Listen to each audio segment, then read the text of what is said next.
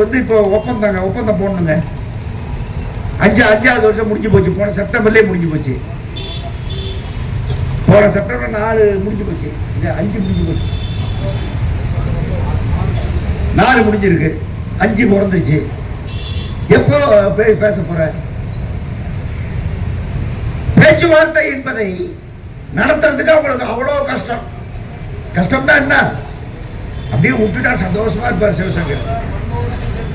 எப்பா விட்டாப்பா, மன்மோகன் சிங் செத்தாரு விடு. மன்மோகன் சிங் செத்த அப்புறம் டெய்லியா செத்தாரு? அன்னைக்கு ஒரு தேதி அறிவிக்க வேண்டியதானே நீ? மன்மோகன் சிங் செத்ததுக்காக நீங்க ரத்து பண்ணதை ஏத்துக்கிட்டது எங்க நாகரிகம்?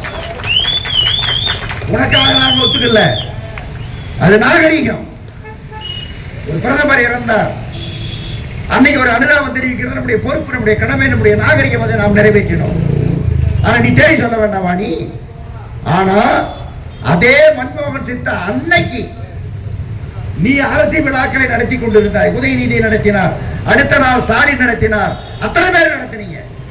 உங்களுக்கு என்ன என்ன அவர் மீது என்ன மரியாதை இருந்தது? உங்களுக்கு என்ன நாகரிகம் இருந்தது உங்களுக்கு?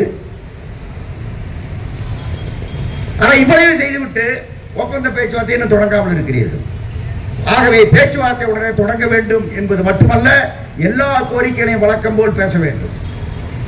நம்ம தோழர்கள் சொன்னோம், நம்ம சொன்னோம், 80 பேர் கூட்டுறது 90 பேரை கூட்டுற வேலை வச்சுக்காத, எந்த சங்கத்தை கூப்பிடக்கூடாதுங்கிறதுக்கு ஒரு வரையறை வேண்டும் என்று கேட்டோம்.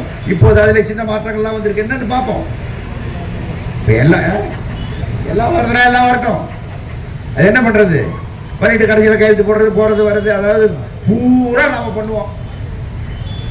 சகலமும் காய் நட்டி, கருப்பு வெட்டி, மிளகாய் வெட்டி, மற்றது வெட்டி, அடுப்பு பற்றி சகலமும் பண்ணி எல்லாம் பண்ணி முடிச்ச உடனே வந்துட்டு சப்பளம் போட்டு உட்காந்து போனாங்க கொஞ்சம் பேர். எனக்கு 5 கோடி கூட 6 கோடி கூட இது நடந்துகிட்டே இருக்கு. இந்த போக்குவரத்து நடந்துகிட்டே இருக்கு. ஒரு தேர்தல் நடத்து அப்படிங்கிறது ஒரு நீண்ட கால ஒரு பிரச்சனை. இப்போ வந்து புதிய கோடு ஒருவேளை அமலுக்கு வருமானால் அதுக்கான வாய்ப்பு ஒன்று இருக்கு. இந்த கோடில் இருக்கிற சின்ன சின்ன ஒரு நல்ல அம்சங்கள் என்ன, இந்த மாதிரி சில நல்ல அம்சங்கள் இருக்கு. ஏன் நடத்த வேண்டியதானே? ஏன் நடத்த மாட்டேன்ற? நடத்தினால் போராடுகிற சங்கங்கள் பேச்சுவார்த்தையினுடைய முக்கிய சங்கங்களாக மாறிவிடும். அதுக்கப்புறம் துரோக ஒப்பந்தம் போட ஆள் கிடைக்காதுங்கிறதுனால நீ நடத்த மாட்டேன்ற. ஆனா நீ பெரிய ஜனநாயகவாதி, உலகத்திலேயே பெரிய ஜனநாயகவாதி. உங்களுக்கு இடையான ஜனநாயகம் ஏன் நடத்த மாட்டேன்ற? இதான ஜனநாயகம். நடத்து. எங்களுக்கு உரிய ஓட்டு கிடைக்கிறான பேச்சுவார்த்தைக்கு நான் வரலையா? ஆகவே இன்னைக்கு இந்த அரசு பேச்சுவார்த்தை நடத்தாமல் எடுத்த என்ன பொருள்?